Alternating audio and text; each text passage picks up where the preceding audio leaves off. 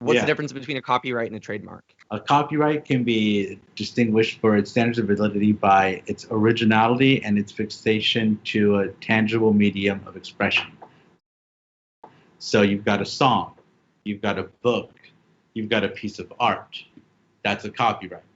But you put that piece of art on a shirt as a logo that then creates something, then you have a trademark. Trademark law protects you for a certain class of goods or services.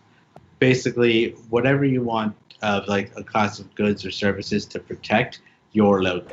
You saved our ass, but how can you save our viewers' asses in the future? Myself and my partner have a boutique law firm called O&L Law.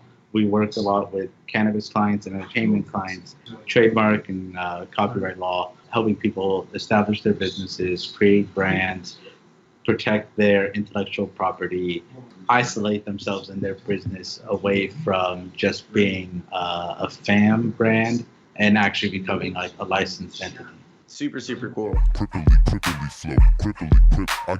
I got into the music industry a little bit after college. When I ended up performing again with Action during South by Southwest, I got invited by the company G-Pen to perform at a Coachella event with Action, Schoolboy Q, and Earl Sweatshirt. And it was a lot of fun. It was insane. And like they basically introduced me to a lot of people in the cannabis industry, but it was something where I realized, and like people were telling me, like, dude, we need people who actually understand what we're about and want to help us and not just see us as a cash cow and not just see us as something to like exploit and like take advantage of and be like, oh yeah, 30K retainer, and then we'll start talking and everything like that. I was always interested in doing it all, but like it was one of those things where when I started to perform, I met a lot of different artists who all got fucked over in the industry by one person or another. As someone who was an artist, you kind of realize what other artists might need from a legal perspective.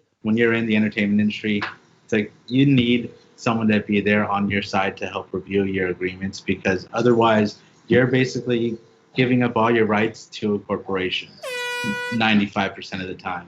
You also need someone to like punch you in the gut and like tell you what a third of a check is. Like, no, 33% is a lot. Let me kick you in the nuts right now so you feel it. And now a word from our sponsor. Juanitas? New York City's fountains. What is that one? This is just some smalls, yeah. With some grease monkey. I was hitting some rosin tag, hash rosin. How much does that go for? How much does that go for, Jordan? Is that Canlaw? Shout out Canlaw. It's $90 a gram. That's a good more deal than for me, New York like City cocaine. That is more than New York City cocaine, folks. Wow, allegedly. Allegedly, so we're told. And it is amazing. It's worth that's $90 a gram. And everybody dog. who tries it says that same thing too. No one who tries it doesn't say that.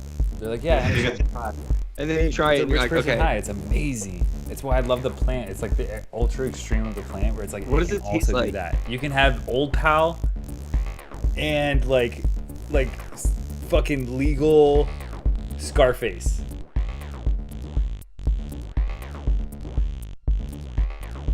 Monogram launches. Do you think this is going to be like a fucking monopoly in weed? Monogram is cool. Like, it's a great brand, but really the bigger thing they needed is either the first SPAC. SPACs are really hot in the financial world right now. Bullish has done a lot of content about SPACs, and there's sort of this like interesting way to shortcut bringing a company public. You launch a company that's a blank check to buy other companies. SPACs come in all different flavors, and sometimes like, you know, all these like sort of like tech entrepreneurs get their own SPAC and they're like, yeah, I just trust this guy that he's going to like buy. He's like, I'm going to do something in like data mining, or I'm going to do something in this, and I need $1.5 billion and the stock price is going to be that. And they're like, yeah, you're going to fucking kill it. It's going to be cool. So Jay-Z announced that he was going to do the first cannabis SPAC and he was going to buy a bunch of companies. And people also kind of freaked out too, because they're like, he could buy the entire California weed industry with this. Which he's not going to do, because as soon as like, you can't do that because all the prices go up as soon as you try to start to buy stuff. So it's not like that's going to happen all at once, you know? I think it's generally positive. I think that like there needs to be capital in this way, and that like what's great about SPACs is that like The problem that they were solving is that when you IPO a company, normally what you had to do is you had to go around to all these investment banks and you had to sort of like convince them, and it was like sort of this like getting into college thing, and it took a really long time, and you also had to give your secrets to everybody. So like it was like difficult, and you kind of like got fucked in the process too, possibly, you know, and you were really gatekeeped of what it is, and they're not necessary anymore. And so people like who are of the advisor of Bullish, actually, like Howard Lindzen, he's a big proponent of like direct listing of companies. Like he's all about like democratization of investment. He's like, fuck the banks are over. Or I want to get to so 15%. This SPAC could feasibly enable Jay-Z to buy this massive grower network too, right? Who knows? It could like right, but it also just going to have an effect. It just means that there's capital coming into the space. There's going to be multiple different operations like this of different funded at the fucking ass. ass. As soon as they did that, we'd map. And if you have like, it's going to provide a great influx of capital. But the thing that's like, I've been aware of this since like Prop 64 happened, is like we're coming closer and closer to, I think it's 2022 or 2024.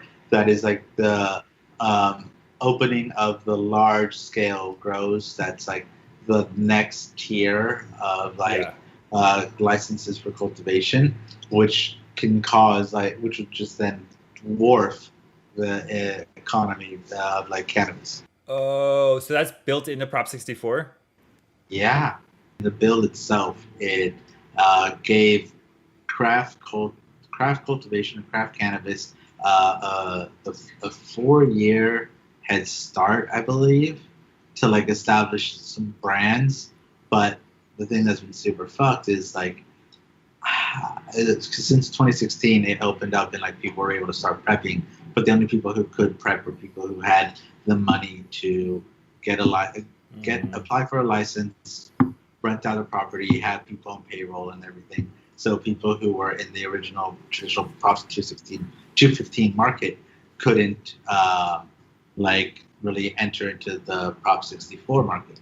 But now you're going to have the additional problem of the people who are now known as like the California brands that were still like major players and have like millions of dollars of backing are now going to get like maybe even like dwarfed out by larger brands that are just going to like grow massive amounts of weed that are then going to like, who knows if it's going to be what the quality is of it. It could be fantastic. McDonald's, quality. It could be fucking Shake Shack. Who knows? Exactly. Cash in money.